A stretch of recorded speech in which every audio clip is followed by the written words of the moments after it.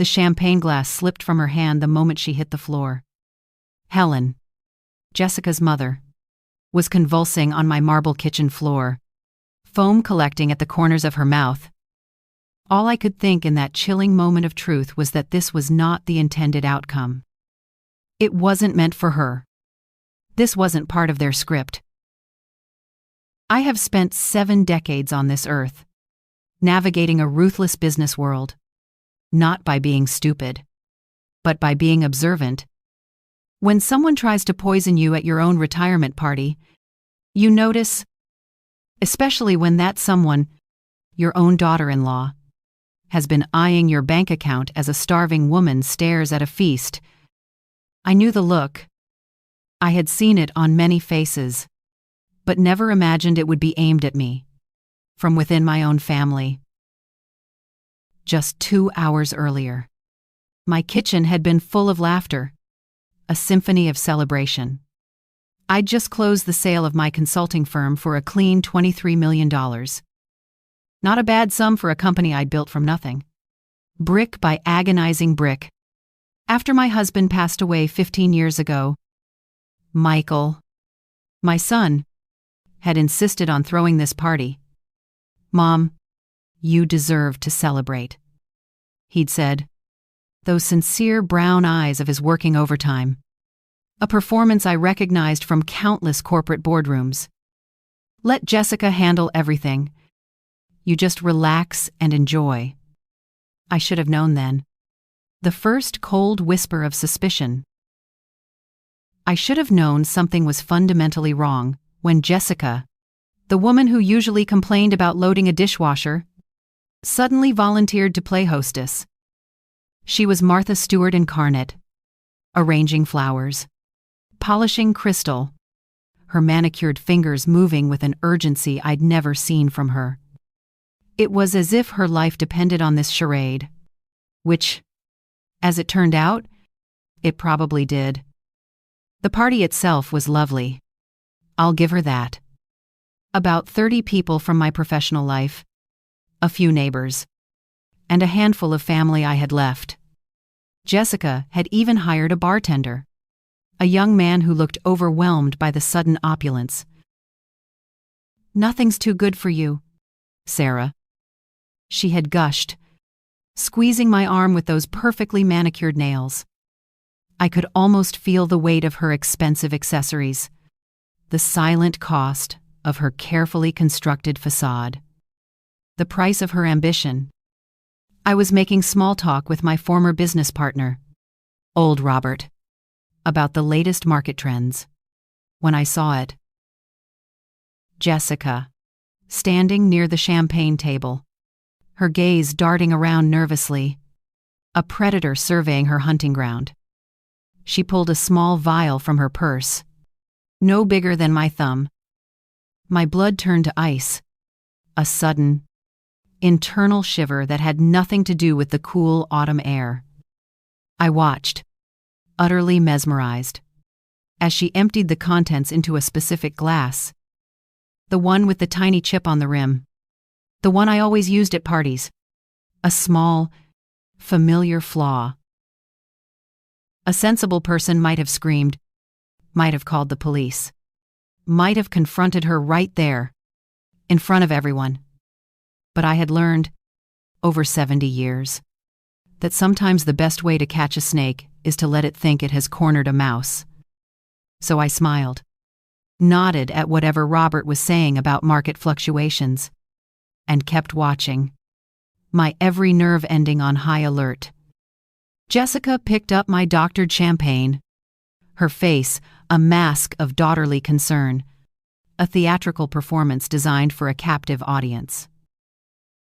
"Sarah, you look tired," she said, her voice dripping with artificial sweetness, offering me the glass. "Here, have some champagne. You've earned it." I took the glass, my fingers brushing hers, and felt a strange sense of power in my stillness.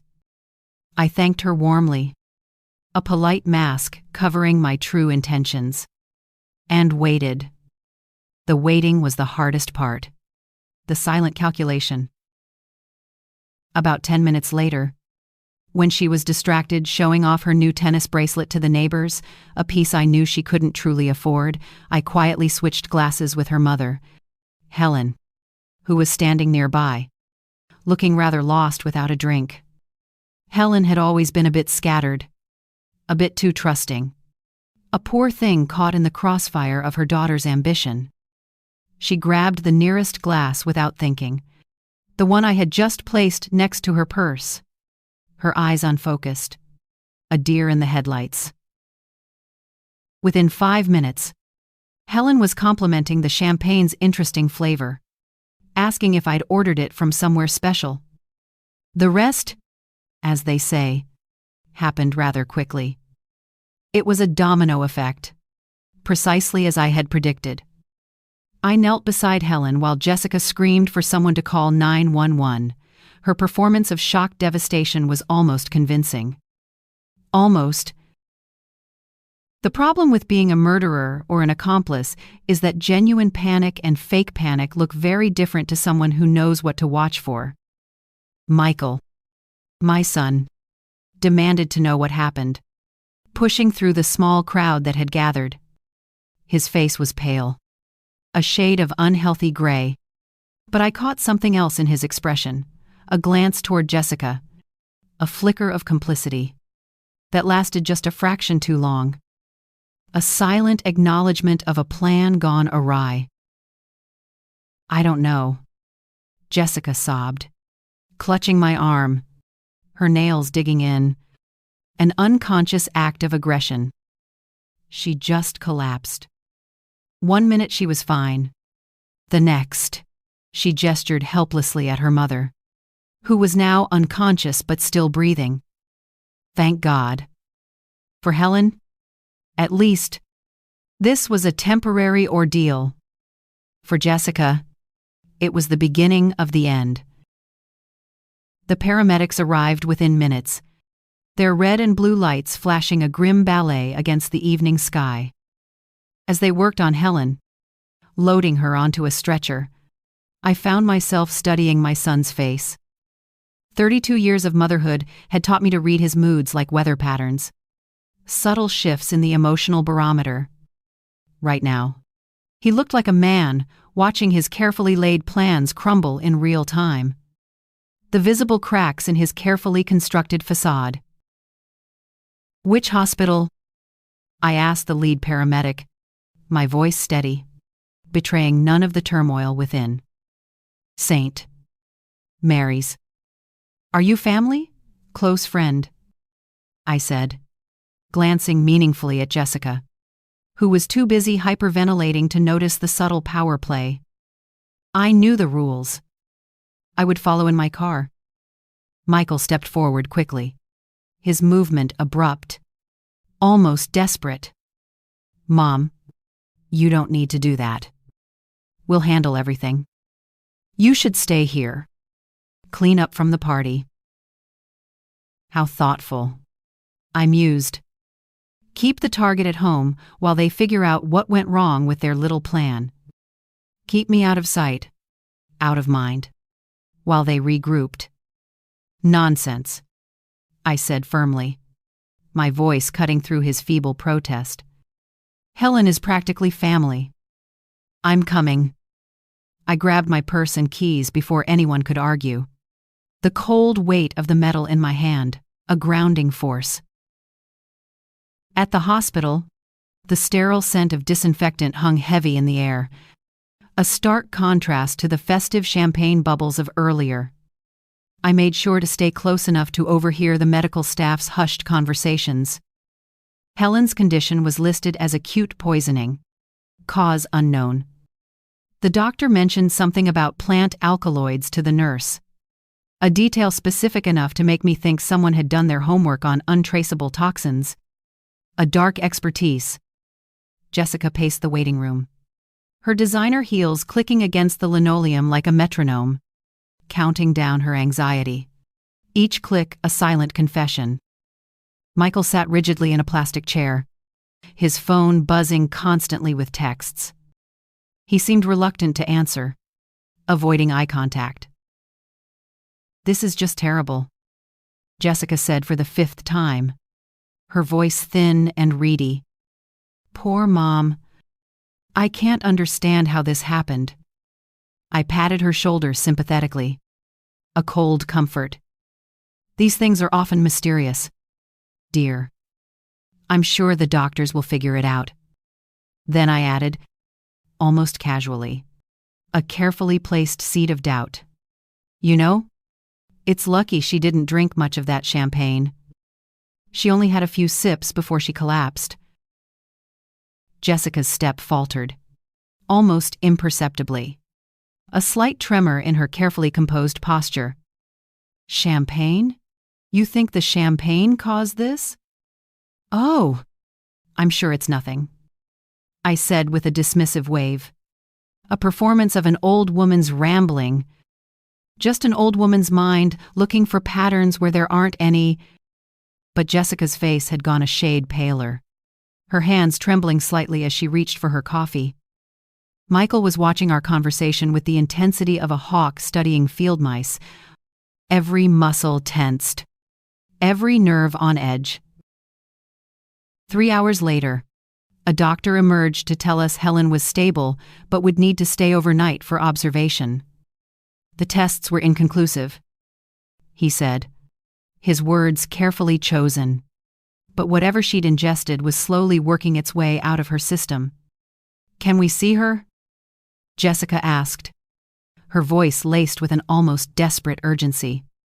"Family only. And she's sedated. Best to come back tomorrow." The delay was convenient for them. A brief reprieve.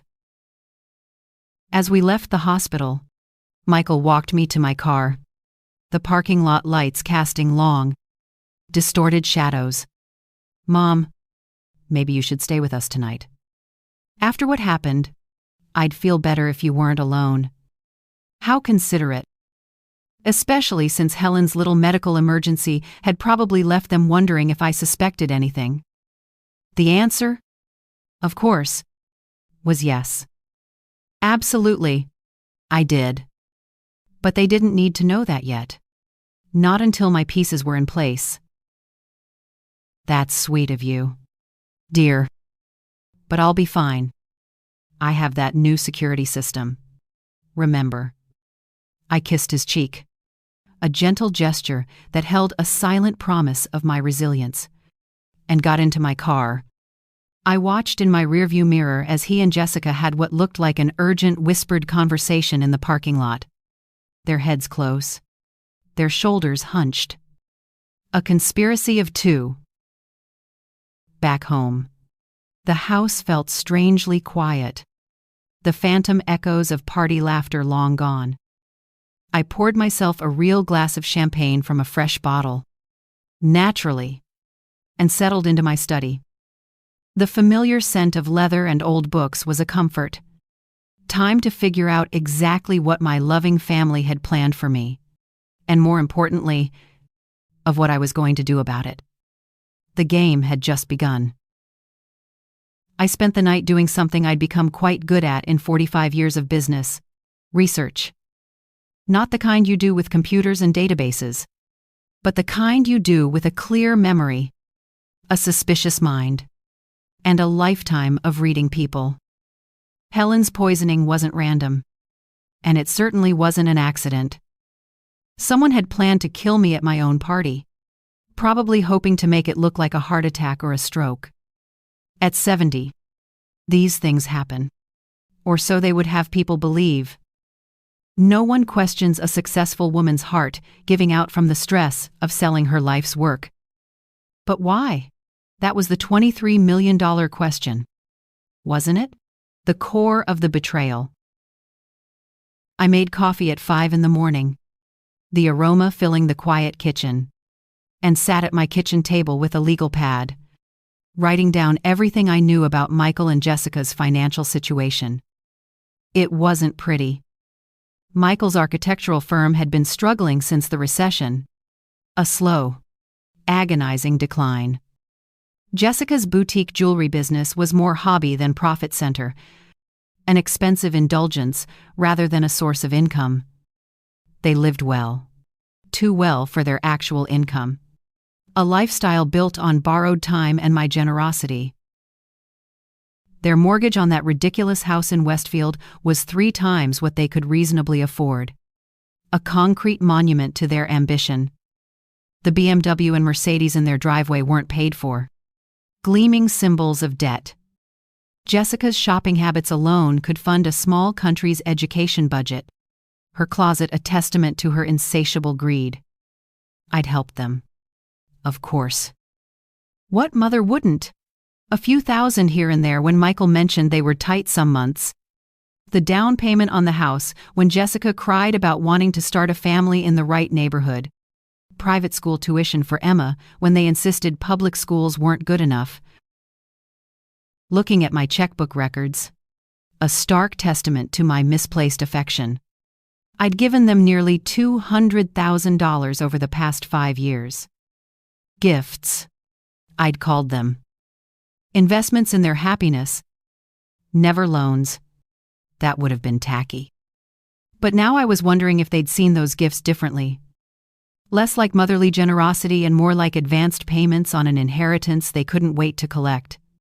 A down payment on my death. The phone rang at 7:30. Jessica. Calling to check on me. Her voice heavy with artificial concern. Sarah. I couldn't sleep all night thinking about you. After what happened to Mom, I just worry that maybe there was something wrong with the food or drinks. You didn't feel sick at all, did you? How thoughtful of her to check whether her poison had found its intended target. The audacity of it. Breathtaking. Not at all, dear. I feel fine. Have you heard anything more about Helen? The doctors say she should be able to go home today. They think maybe she ate something that disagreed with her before the party. You know how she is with her medications. She probably took something on an empty stomach. Helen Peterson was many things, but careless with medication wasn't one of them. The woman organized her pills like a military operation, complete with labeled containers and smartphone reminders. A meticulous nature Jessica herself had often mocked. That's such a relief, I said, playing along. I was worried it might have been something at the party. That would have been terrible. Oh, no. Definitely not, Jessica said quickly, a hint of desperation in her tone. The doctors were very clear it wasn't food poisoning. Just one of those things. Interesting how quickly she wanted to shut down any investigation into what happened at my house. Almost as if she were worried someone might test the remaining champagne. After hanging up, I walked to my kitchen and looked at the bottle Jessica had opened for the party. Still 3/4 full, sitting innocently on my counter, a silent witness to a heinous act.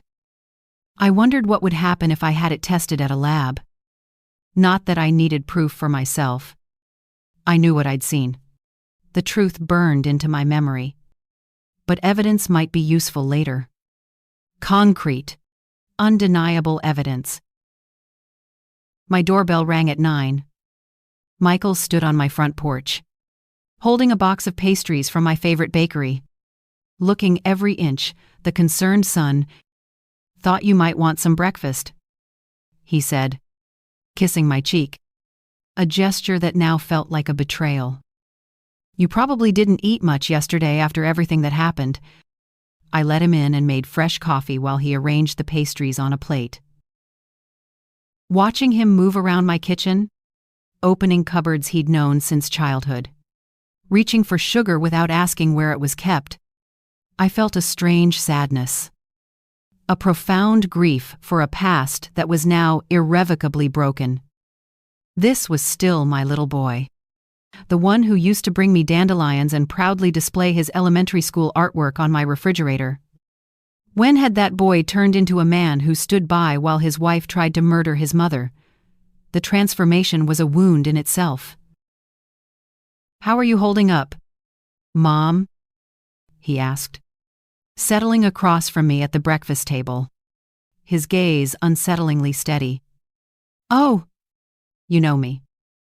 Takes more than a little excitement to rattle these old bones." He smiled, but it didn't reach his eyes. That's what I was afraid of. An odd thing to say. A clumsy admission. I sipped my coffee, waiting for the trap to be sprung. "The thing is," Michael continued, picking at a Danish, "Jessica and I have been talking about your situation." "My situation?" I asked, feigning innocence. "You're 70 years old, Mom. Living alone in this big house. All that money from the sale." He gestured vaguely, an expansive movement that encompassed not just my house but my entire existence. It just seems like a lot for one person to manage. There it was. The setup for whatever they had planned next, a thinly veiled assault on my autonomy. "I appreciate your concern, dear," I said, keeping my voice light, a delicate balance. "But I've been managing quite well so far." Michael leaned forward, his expression earnest, a practiced sincerity. "Have you work, though? I mean, yesterday's accident with Helen. What if that had been you? What if you'd collapsed and no one found you for hours?" The audacity was breathtaking. He was using their failed murder attempt as an argument for why I needed their protection, why I needed to surrender my independence. "Michael," I said, my voice sharper than I intended. "Helen collapsed at a party with 30 witnesses, and paramedics arrived in minutes. I'd hardly call that a cautionary tale about living alone. That's not what I meant." He ran his hands through his hair, a gesture I remembered from his teenage years when he was about to ask for something he knew I'd refuse. "Look, Jessica and I have been doing some research. There are some really nice communities for active seniors. Places where you'd have people around. Activities. Medical staff on site. The nursing home pitch. How convenient that they'd already been researching options for me, carefully selecting my gilded cage. How thoughtful," I said, a cold edge to my words. "And I suppose you found something specific in mind." "Actually, yes." He pulled out his phone and showed me a glossy website. "Sunset Manor. It's only 20 minutes from our house. So we could visit all the time. They have a golf course, a spa, and cultural activities. It's more like a resort than a retirement home." I studied the pictures of smiling elderly people playing bridge and doing water aerobics. Everyone looked so peaceful and content, probably because they were heavily medicated. Their spirits dulled into submission. "The only thing is," Michael continued, "there's usually a waiting list. But if someone wanted to move in quickly, they'd need to pay the full entrance fee up front. It's significant, about $400,000, but it covers everything: housing, meals, medical life care. $400,000. That would make a nice dent in my liquid assets, wouldn't it? A substantial first bite. And once I was safely tucked away in Sunset Manor, sedated and compliant, who would have the power of attorney over the remaining $22 million? Who would be making decisions about my care and, more importantly, my money? "It sounds lovely," I said, the words tasting like ash in my mouth. "But you know, I'm quite happy here. This house holds so many memories of your father. Mom, Dad's been gone 15 years. Don't you think it's time to start a new chapter?" The gentle concern in his voice made my heart ache. If I hadn't seen what I'd seen last night, if I hadn't witnessed the cold, calculating intent, I might have actually considered his suggestion. My son, worried about his aging mother, Wanted to make sure she was safe and cared for. It would have been touching. Instead, it was terrifying. I'll think about it, I said finally, buying myself time. It's a big decision. Michael's relief was visible. A brief flicker of victory. Of course. Take all the time you need. Maybe we could drive out there next week just to look around. Maybe. I stood up and began clearing the breakfast dishes. The clatter of porcelain, a distraction. You know, I should call Helen today. Make sure she's feeling better. Actually, Mom, Jessica asked me to tell you that Helen probably needs to rest for a few days. The doctor said visitors might be too stimulating while she recovers. How convenient. Keep me away from the victim until the evidence was out of her system. And she couldn't remember details clearly. Keep the witnesses separate. After Michael left, the front door closed with a soft thud that echoed in the quiet house. I sat in my study and thought about timing. They'd waited until after I sold the company to make their move. Smart. If I had died 6 months ago, my $23 million would have gone to Michael in my will anyway. But as a gift from a living person, it would face different tax implications. A much larger bite from the government. Killing me now, especially if they could manufacture signs of declining mental capacity first, would give them grounds to challenge any recent changes to my estate plans. The phone rang, pulling me from my grim calculations. My attorney, David Hartwell, returned a call I'd made earlier. Sarah, good to hear from you. How was the retirement party? Eventful, I said, a dry chuckle escaping my lips. David, I need to see you soon. Is everything all right? I looked out my study window at the garden my husband had planted 20 years ago. The roses were blooming beautifully, despite having no one to tend them but an old woman who apparently couldn't be trusted to manage her own life. A silent defiance.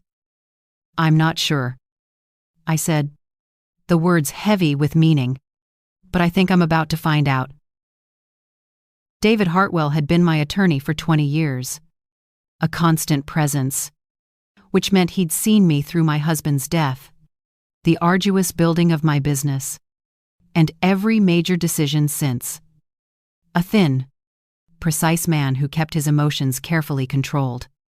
David was exactly the kind of lawyer you wanted when you suspected your family was trying to kill you. He was a rock of quiet competence. His office overlooked downtown from the 15th floor. All dark wood and leather chairs designed to inspire confidence. A fortress of legal strategy. I'd always felt safe here, surrounded by law books and the subtle smell of expensive cologne, the quiet hum of professionalism. Tell me everything, David said after his secretary brought us coffee and closed the door. A silent click that sealed us in. I told him every detail from the party, Helen's collapse, the chilling sight of Jessica with the vial, and Michael's visit that morning. David listened without interruption, occasionally making notes on his legal pad, his pen scratching quietly, methodically. You're certain about what you saw? He asked when I finished. His gaze direct, unwavering. As certain as I am that I'm sitting in this chair, David. David leaned back, tapping his pen against his lips, the quiet rhythm of his thought process. The problem is proving intent. Jessica could claim she was adding something harmless to the champagne, a supplement, a flavoring, something personal. Without testing the remaining champagne, we have no evidence of attempted murder. Then let's test it. If we find poison, we have proof she attempted to kill someone. But we still can't prove she intended to kill you specifically. I hadn't considered that angle. So, even with proof of poisoning, They could escape a murder charge. Attempted murder. Yes. But Sarah, there's something else we need to discuss. David's expression grew serious, a subtle tightening around his eyes. If they're willing to kill you for your money, they might try other approaches first. Legal challenges to your competency.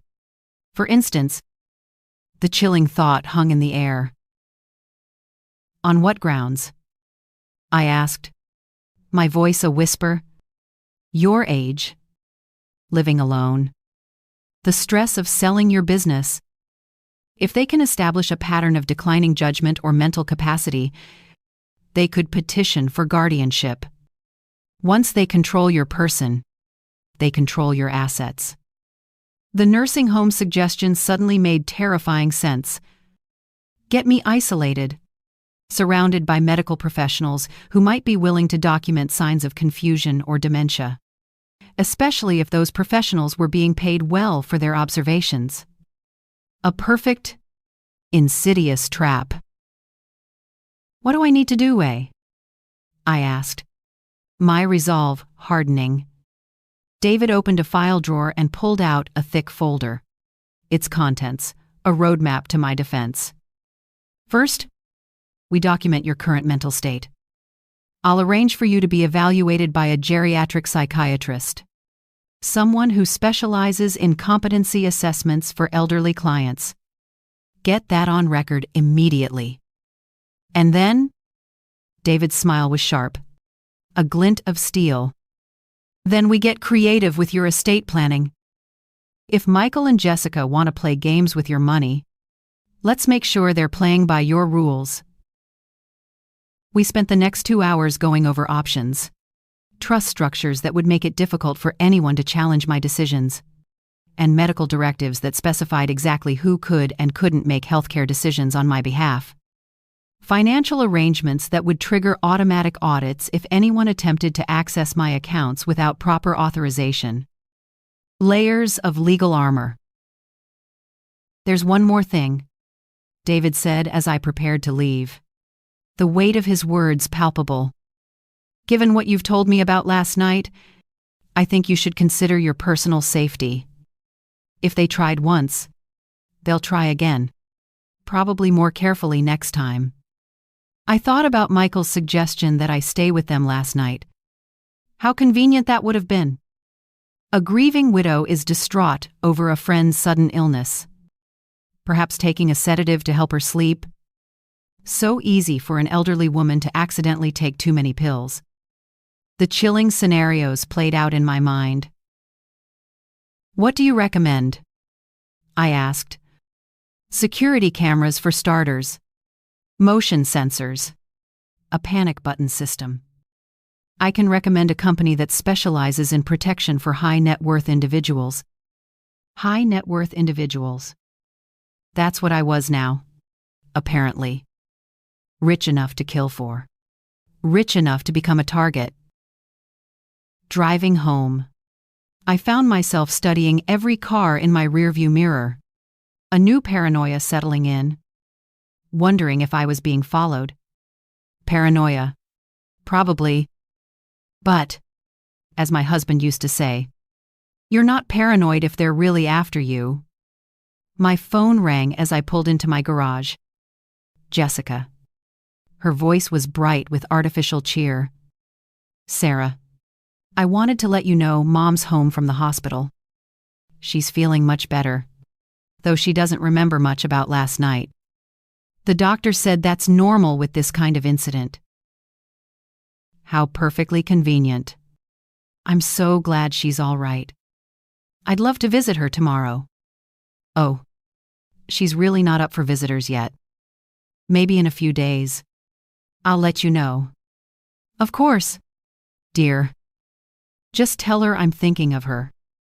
After hanging up, I sat in my car for a long moment, looking at the house I'd called home for 30 years.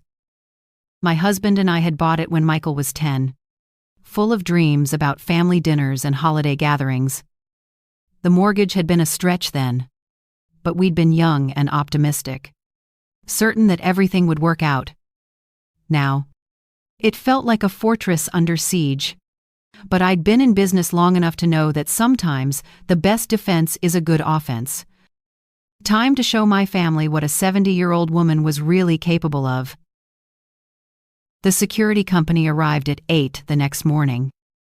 3 technicians in unmarked vans spent the day installing cameras, motion detectors, and a panic button system that could summon police in under 3 minutes. I told the neighbors I'd been having problems with package theft. A believable enough story in any suburban neighborhood. By afternoon, my house was better protected than most jewelry stores. A digital moat around my home. But the real security came from the envelope David's messenger delivered at 2 o'clock. My updated will, trust documents, and medical directives, all properly witnessed and notarized. If Michael and Jessica wanted my money, they'd have to wait for it. And they'd get a lot less than they expected. The new will cut Michael's inheritance from everything to a modest trust fund that would pay him $50,000 a year for life. Enough to live comfortably, but certainly not enough to fund their current extravagant lifestyle. The bulk of my estate would go to cancer research, a cause close to my heart after my husband's battle, with smaller amounts to several charities I'd supported over the years. As for Jessica, she got nothing. Not a penny. I'd never liked the woman, but I'd tolerated her for Michael's sake. A sacrifice I now regretted. Attempted murder, however, was where I drew the line. A boundary not to be crossed. I was reading through the documents one final time, the legal jargon flowing over me like a comforting balm, when my doorbell rang. Through the security monitor, I could see Michael and Jessica standing on my front porch, both looking somewhat grim, their usual effusive masks a little askew. "Mom, we need to talk," Michael said when I opened the door, his voice strained. "Of course, dear. Come in." They settled in my living room. Jessica perched on the edge of the sofa like she might need to run at any moment, her eyes darting nervously around the room. Michael looked around, his gaze lingering on the new security camera in the corner. "New camera?" he asked, trying to sound casual. "Package theft," I said smoothly, my voice calm, unwavering. "You can't be too careful these days." Jessica cleared her throat. A small, nervous sound. "Sarah, we've been thinking about what happened the other night with Mom's accident." "Yes," I prompted, my tone neutral. "Well, it's just that we feel terrible about having the party here. If something we brought caused her to get sick," she trailed off, dabbing at her eyes with a tissue, a performance I watched with professional appreciation. Jessica had clearly been practicing. "I'm sure it wasn't anything you brought, dear. But what if it was Porsa's?" Michael leaned forward, his urgency palpable. "What if there was something wrong with the champagne or the food, or—" "Mom, I'd never forgive myself if we'd accidentally put you in danger." Here it came. The setup for whatever they'd planned next, the carefully constructed narrative to push their agenda. "The point is," Jessica said, her voice regaining a brittle strength, "we think it might be better if we took care of you for a while. Just until we're sure you're safe." "Took care of me? How?" I asked, allowing a hint of confusion into my voice. "Well, you could stay with us," Michael said, with a practiced earnestness. "Just temporarily, until we figure out what happened the other night." I let the silence stretch, a deliberate weapon. Watching their faces, Michael looked genuinely worried, though I knew it was a worry for his plans, not for me. He'd always been good at convincing himself his motivations were pure. Jessica looked like a woman whose mortgage payment was overdue, her desperation etched clearly on her face. "That's very thoughtful," I said finally. "But I'm perfectly safe here." "Are you way? Though," Jessica's voice took on an edge, the carefully constructed mask slipping.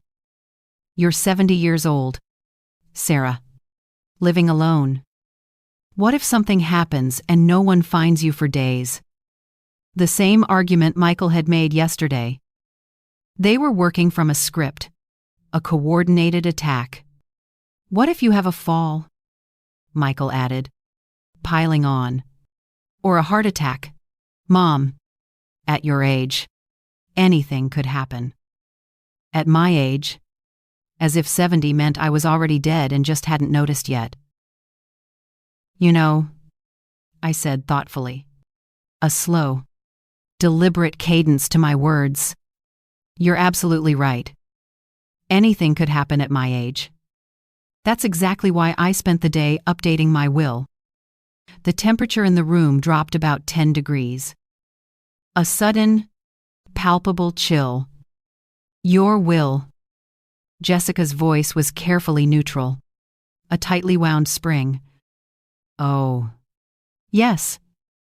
It's amazing how a brush with mortality, even someone else's, makes you think about these things." I realized my old will was terribly out of date. Michael's face had gone pale, his composure cracking. "What kind of updates?"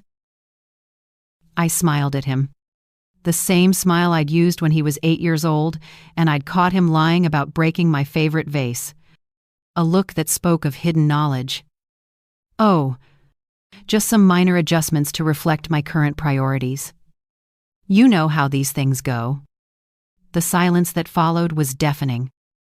I could practically hear their minds racing, trying to figure out how badly their plans had just been disrupted, the gears grinding in their greedy heads. "Well," Jessica said finally, her voice tight, a strained whisper, "I'm sure whatever you decided was for the best." "I think so, too, dear." They left shortly after, promising to check on me soon, their false pleasantries thin as gauze. I watched from my security monitor as they sat in their car in my driveway for 10 minutes, having what looked like a very intense conversation, their body language sharp and agitated. Then, Jessica made a phone call. I couldn't hear what she was saying, but I could see her gesturing angrily, her perfectly manicured hand slicing through the air. Michael kept trying to take the phone away from her, and she kept pushing his hand aside. A silent, furious battle. When they finally drove away, the roar of their expensive cars fading into the distance, I poured myself a glass of wine and settled into my favorite chair. Tomorrow, I will implement phase 2 of my plan. But tonight, I was going to enjoy the first peaceful evening I'd had in days. After all, there's something deeply satisfying about watching your enemies realize they've underestimated you. The game was just beginning, and I'd been playing it a lot longer than they had. The next morning brought a visitor I wasn't expecting, a figure from the wreckage of their failed plot. Helen Peterson stood on my doorstep, looking pale but determined, clutching a small purse like a lifeline. Her face held a fragility that hadn't been there before, a subtle shift in her previously scattered demeanor. "Sarah, I need to talk to you," she said without preamble, her voice low and urgent. "It's about the other night." I invited her in and made tea, the ritual a soothing counterpoint to the tension in the air. I studied her face for lingering signs of the poisoning, the physical residue of betrayal. She looked tired but alert, certainly more coherent than her daughter would have liked me to believe.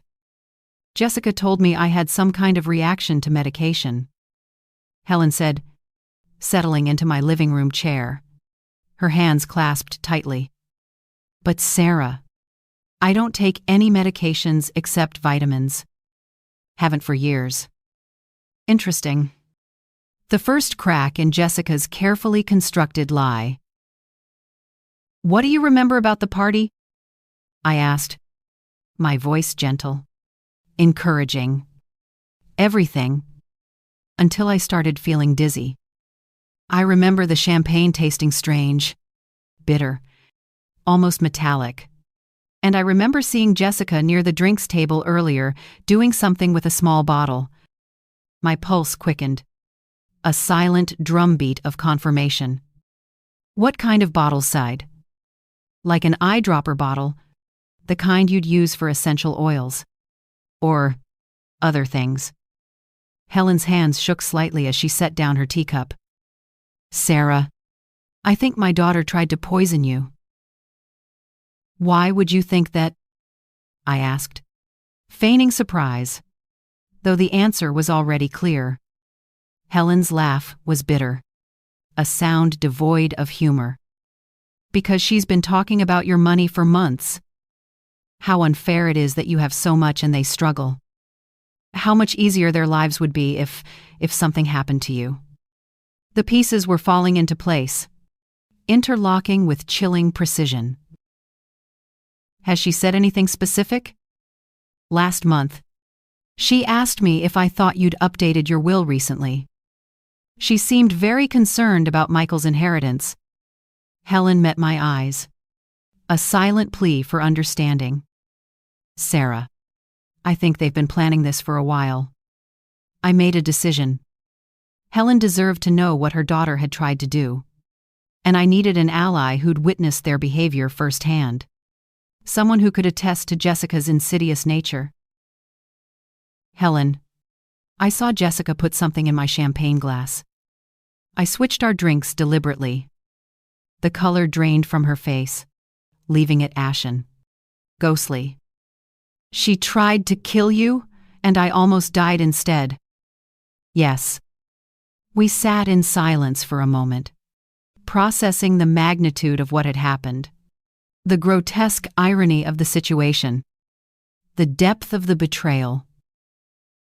"What are you going to do?" Helen asked finally, her voice barely a whisper. "I'm going to give them exactly what they want," I said, a cold certainty in my tone. "Just not the way they expect to get it." Helen raised an eyebrow, a flicker of curiosity returning to her eyes. "What does that mean?" "It means your daughter and my son are about to learn that some games have higher stakes than they realized. And I'm quite good at playing for keeps." After Helen left, the quiet click of my door echoing in the empty hall, I made a phone call to an old business contact. Patricia Williams ran a private investigation firm that specialized in corporate espionage and background checks. We'd worked together several times over the years when I needed information about potential business partners. Always discreet. Always effective. Sarah Wilson. Patricia's voice was warm through the phone. A familiar comfort. "I heard about your sale. Congratulations." "Thank you, Patricia. I need a favor. A personal one." "What kind of favor?" "I need to know everything about my son's finances. Bank accounts, credit cards, loans, investments, everything." There was a pause, a moment of professional hesitation. "Sarah, are you sure? Sometimes family information can be uncomfortable." "I'm sure." "Give me 48 hours. Patricia's silence spoke volumes. She understood. While Patricia worked her magic, weaving through financial networks and digital trails, I implemented the next phase of my plan.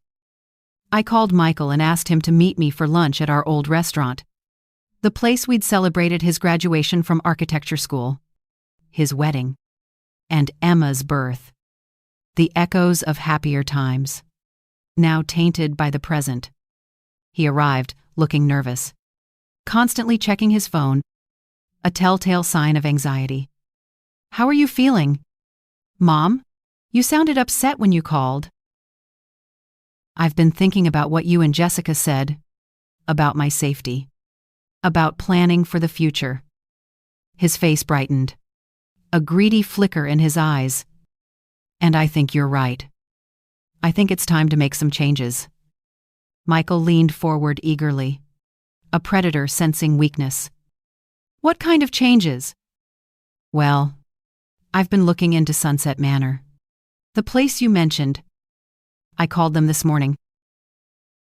That's wonderful. Mom, I think you'll really like it there. His excitement was barely contained. A barely disguised triumph. They do have an opening, but it needs to be filled quickly. Someone else is interested in the same unit. How quickly? I asked, pushing the bait further.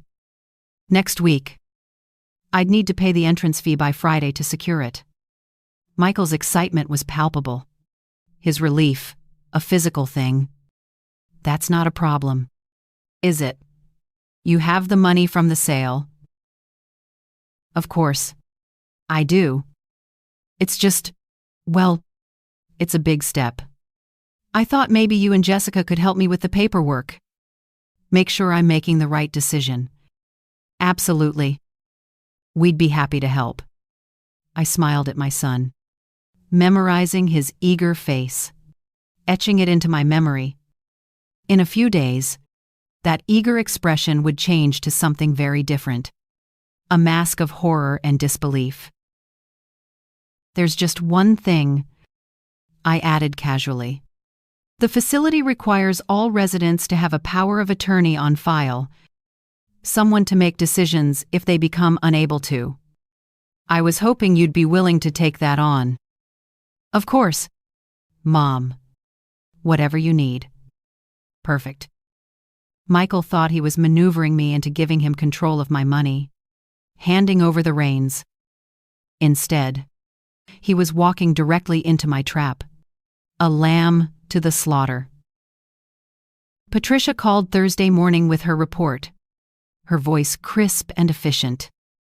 I listened in growing amazement as she detailed Michael and Jessica's financial situation. It was worse than I'd imagined. A tangled web of debt and desperation. Their leverage to the hilt. Patricia said, her words painting a grim picture. The house has been refinanced 3 times. They have 2 mortgages plus a home equity line of credit that's maxed out. Credit card debt exceeding $80,000. How have they been making payments? I asked, though I already suspected the answer. Barely. Michael's business has been operating at a loss for 2 years. They've been using credit cards to pay other credit cards. Classic signs of financial desperation. A spiral of ruin. Anything else? Jessica took out a life insurance policy on you 6 months ago. $500,000. With her listed as beneficiary. My blood turned to ice. A sudden, sharp coldness in my veins. How is that legal? She claimed insurable interest as your daughter-in-law and caregiver. The insurance company probably assumed Michael was the actual beneficiary and Jessica was just handling the paperwork. A life insurance policy. They'd been planning my death for months, not just days. The premeditation was chilling. There's one more thing. Sarah. Michael's been making regular payments to someone named Dr.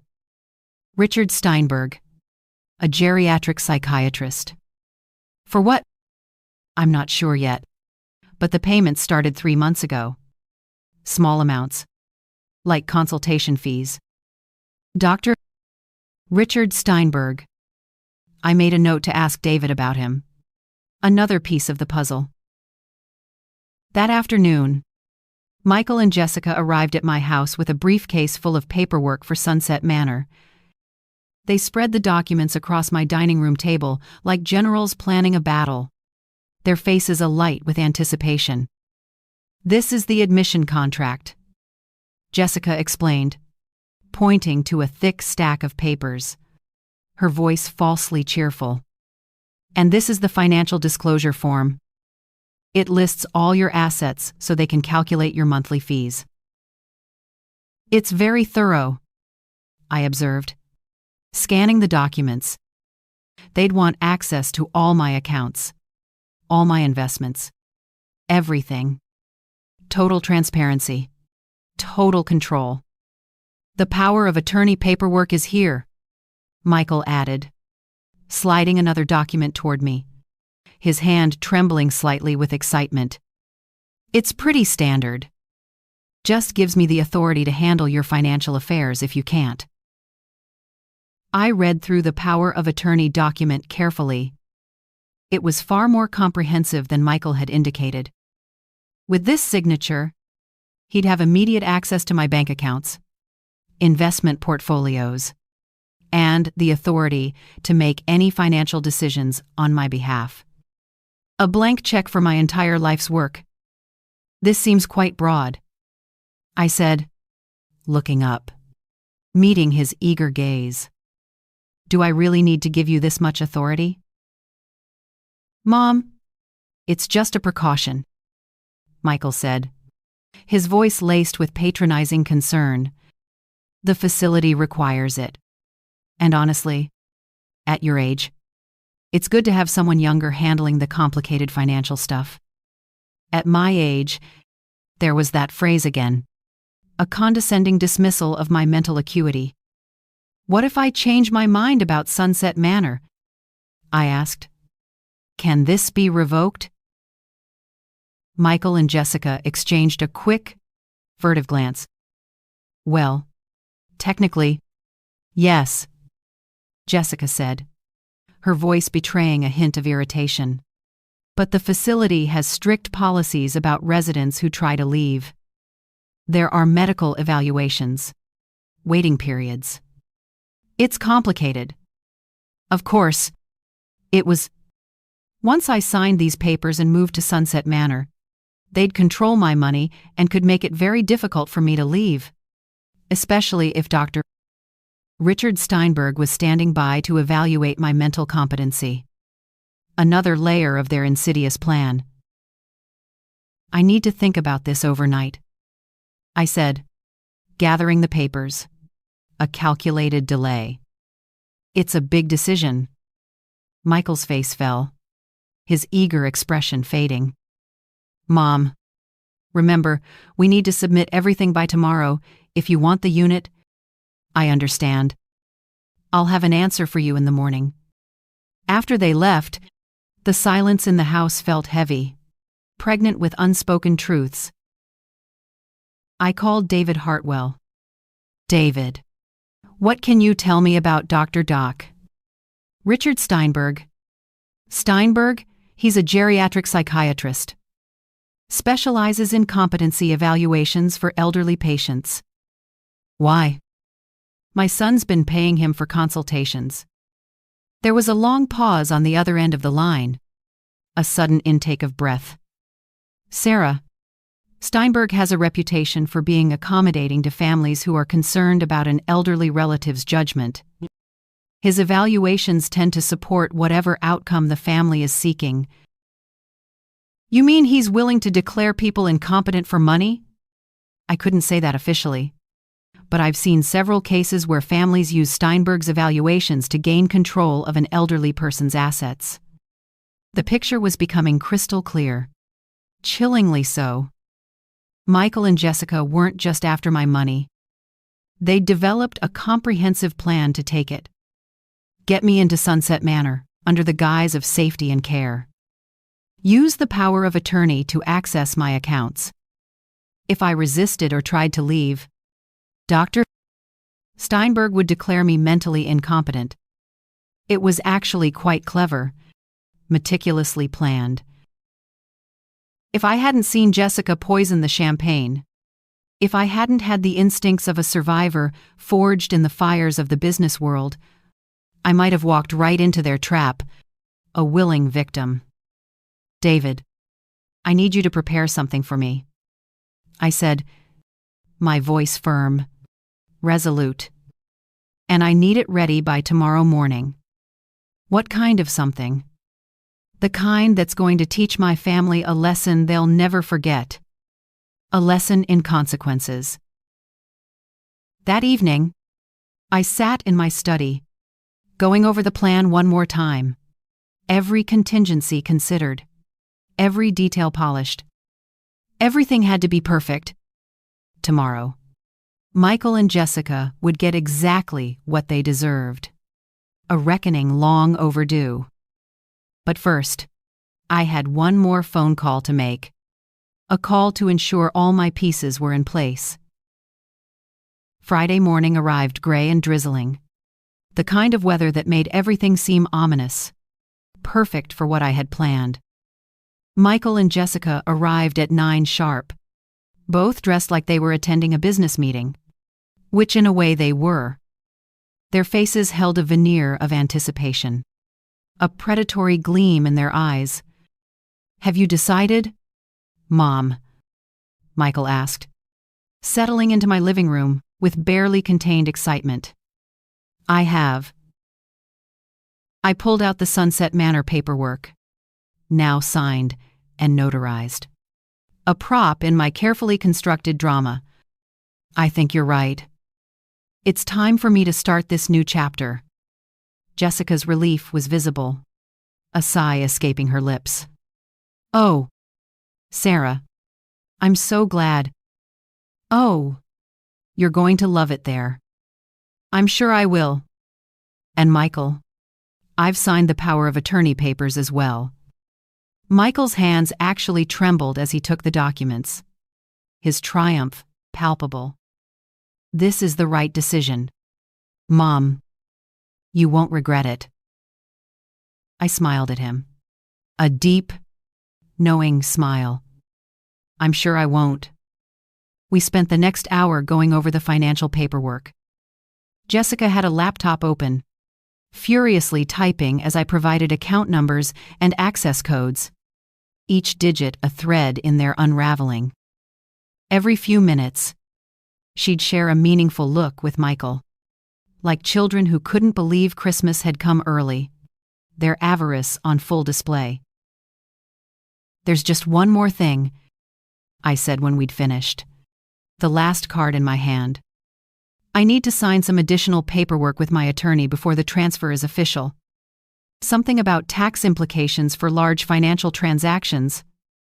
"Of course," Michael said, dismissive. "Do you want us to drive you to his office?" "Actually, he's coming here. David should arrive any moment." As if on cue, the doorbell rang. But it wasn't David Hartwell standing on my porch. It was Detective Lisa Morrison from the local police department, along with a colleague I didn't recognize, whose uniforms were a stark contrast to the comfortable elegance of my home. "Mrs. Wilson, I'm Detective Morrison. We need to speak with you about an incident that occurred at your home earlier this week." Michael stood up quickly, his face blanching. "What kind of incident?" "A suspected poisoning," Detective Morrison said, her gaze moving slowly, deliberately, between Michael and Jessica. Like a spotlight. "We understand there was a medical emergency here during a party." Jessica's face had gone very pale, her composure dissolving into outright panic. "That was my mother. She reacted to her medication. The doctor said it wasn't serious." "Actually, Mrs. Wilson, that's not what the hospital reported." Detective Morrison pulled out a notebook, its pages filled with damning facts. "The toxicology results show your mother ingested a concentrated amount of oleander extract. That's not a medication. It's a deadly poison." The silence in my living room was deafening, suffocating. We also had the remaining champagne from that evening tested. The detective continued, her voice clear and cutting through the heavy air. "The bottle that was opened for the party contained the same oleander extract. Someone deliberately poisoned that champagne." Michael was staring at Jessica with an expression of dawning horror. A slow, sickening realization. "Jess, what did you do?" "I didn't do anything." Jessica's voice was shrill with panic. A desperate, cornered animal. This is crazy. Why would I poison my own mother? That's what we're trying to figure out, Detective Morrison said, her tone unwavering. Especially since the champagne glass with the highest concentration of poison was originally intended for Mrs. Wilson here. Jessica looked like she might faint, her knees buckling. Michael sank back into his chair, his face ashen, the color gone from his cheeks. There's something else, I said quietly, stepping forward. The master of ceremonies in this final, dramatic act. Detective, show them the insurance policy. Detective Morrison nodded and pulled out another document. Mrs. Mend. Hartwell. We discovered you took out a $500,000 life insurance policy on Mrs. Wilson 6 months ago. That gives you a clear financial motive for murder. This is insane, Jessica whispered, her eyes wide with terror. Sarah, tell them this is insane. I looked at my daughter-in-law. This woman who'd pretended to care about me while planning my death. Her avarice laid bare. I saw you put the poison in my champagne glass. Jessica. I switched our drinks deliberately. Michael's head snapped up, his eyes meeting mine. A sudden, piercing clarity. You knew? You knew she was trying to poison you. I've known for days. I also know about your financial situation. About Dr. Steinberg. About your plan to have me declared incompetent. I know about everything. The power of attorney papers slipped from Michael's numb fingers, fluttering to the floor like dead leaves.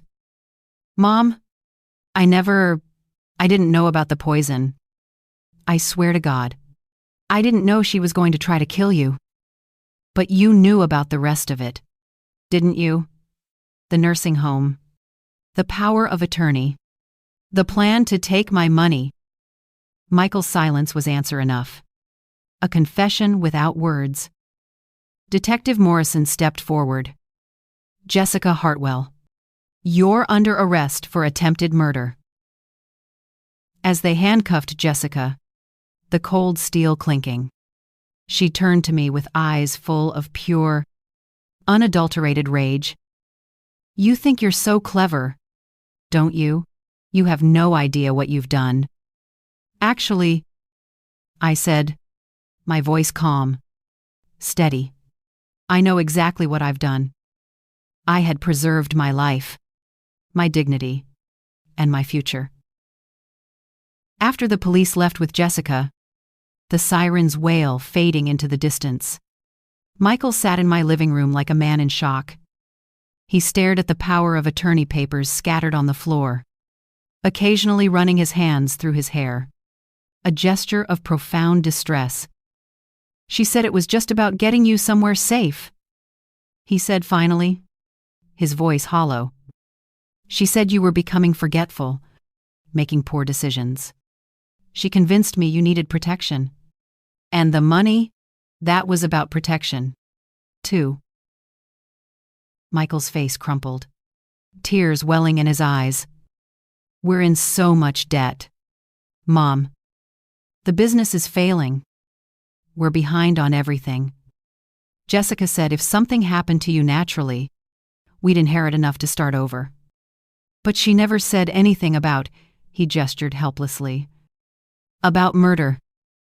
I thought we were just planning for the inevitable, getting things in place for when when I died of natural causes. How convenient that those natural causes needed a little help arriving. A gentle push from his wife.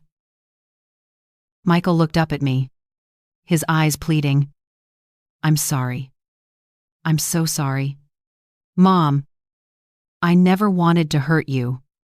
I studied my son's face, looking for the truth beneath the remorse, searching for the boy I once knew.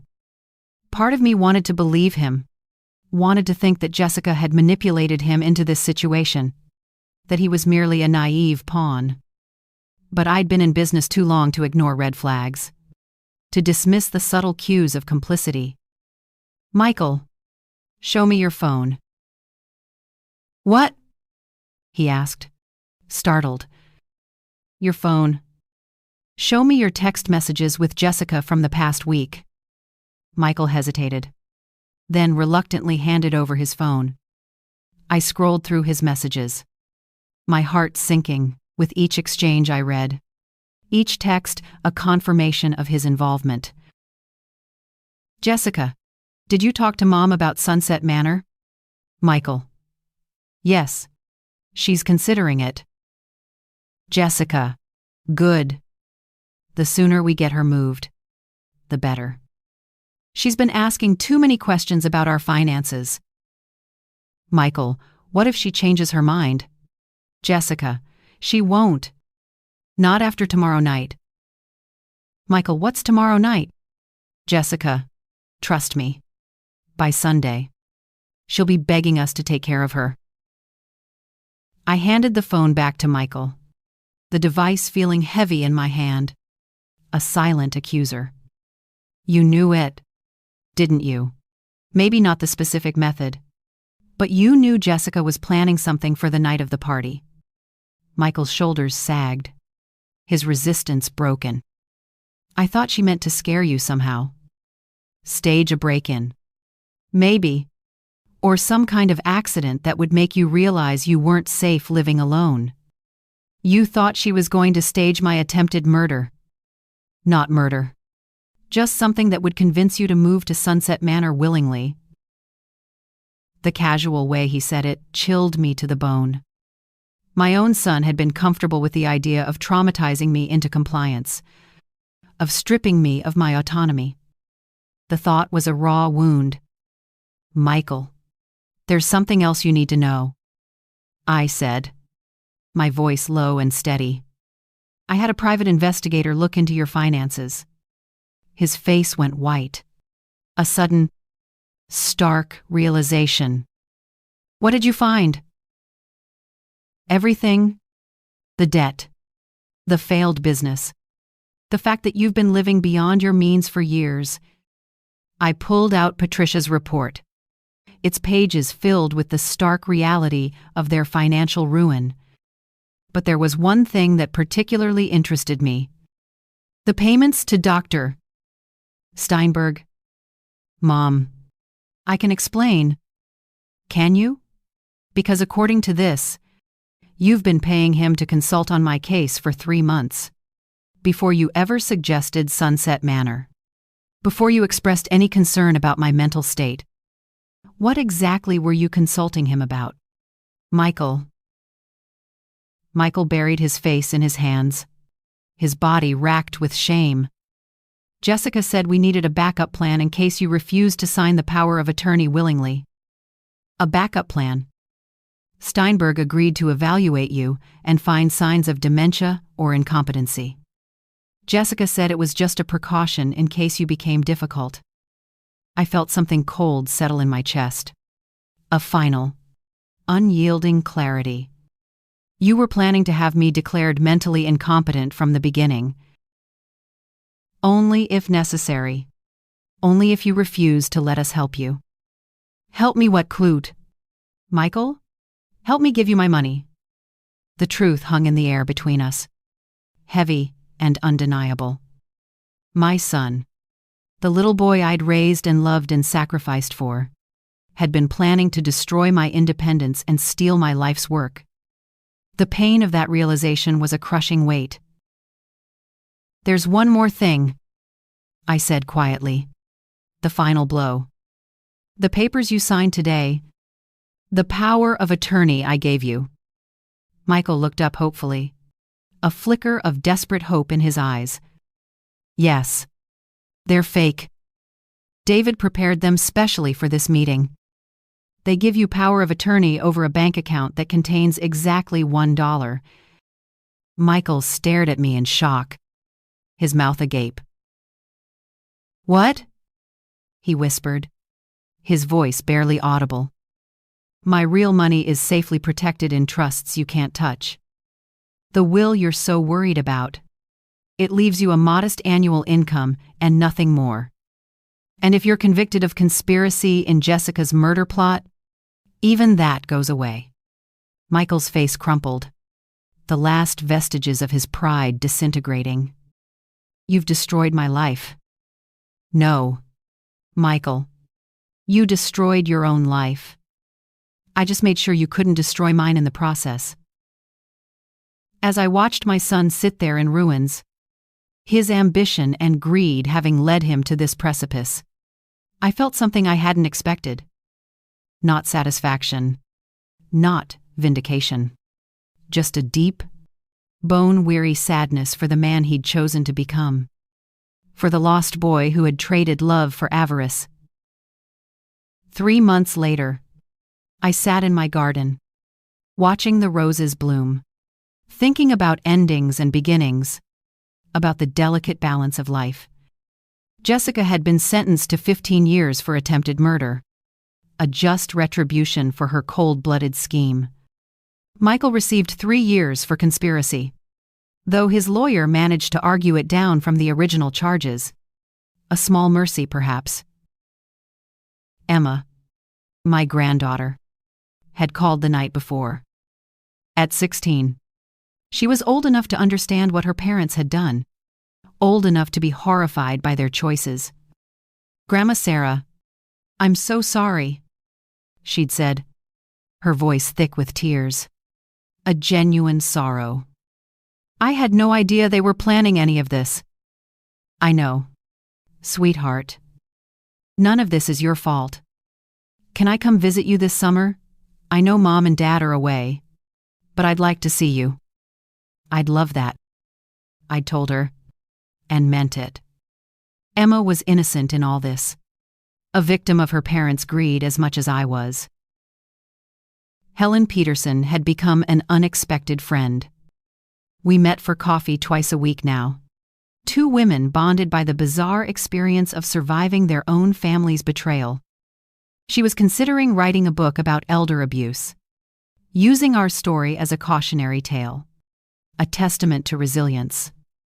"You know," Helen said during our last coffee date, her eyes thoughtful, "I keep thinking about how close they came to getting away with it."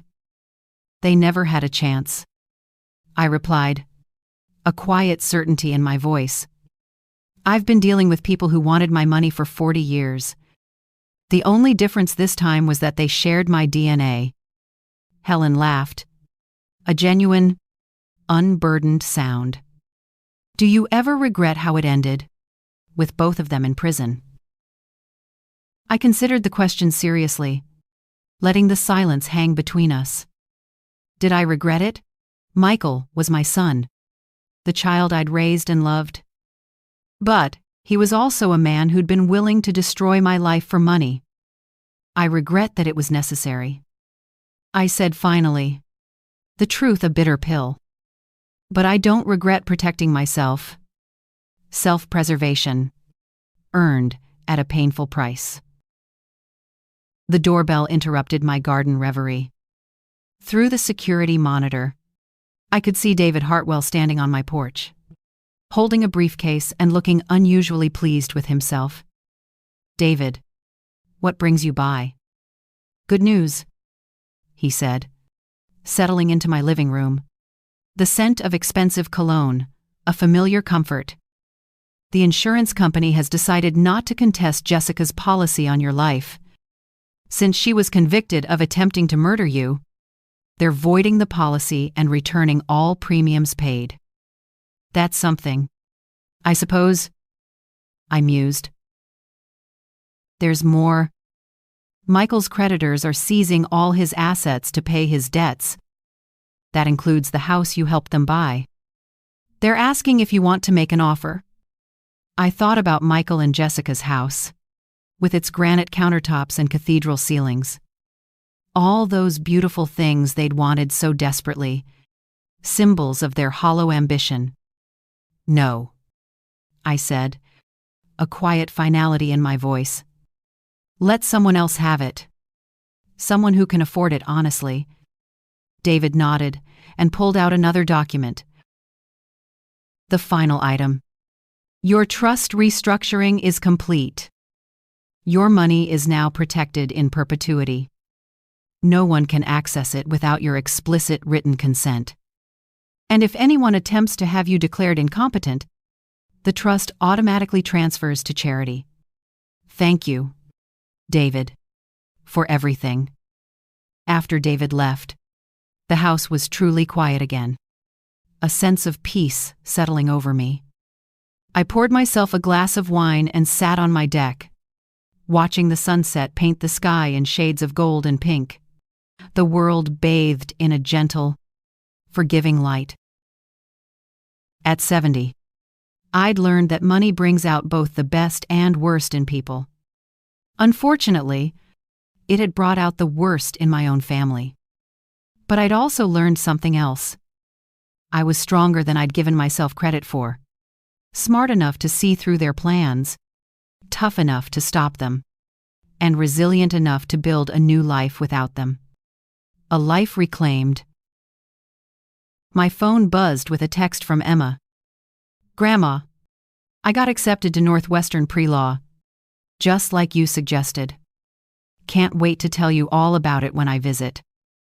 I smiled, typing back, Congratulations, sweetheart.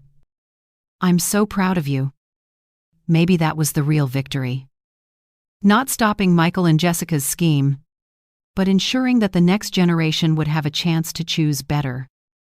Emma would grow up knowing that money was a tool, not a goal. That family meant support and love, not exploitation and greed. The roses in my garden were blooming beautifully, tended now by a wonderful landscaping service I could easily afford. The house felt peaceful, protected by security systems and legal documents that ensured my independence. I'd started this story talking about a failed poisoning at my retirement party. But really, it was about something much more important. The difference between being old and being powerless. I might be 70, but I was far from powerless. And anyone who tried to test that theory would learn, as Michael and Jessica had, that underestimating a sharp old woman is a very expensive mistake. Sometimes the best revenge is simply living well and making sure the people who wronged you don't get to enjoy the fruits of their schemes. I'd done both, and I'd sleep just fine knowing it. After all, at my age, a good night's sleep is worth more than all the money in the world. The fact that I had both was just a bonus, an earned peace.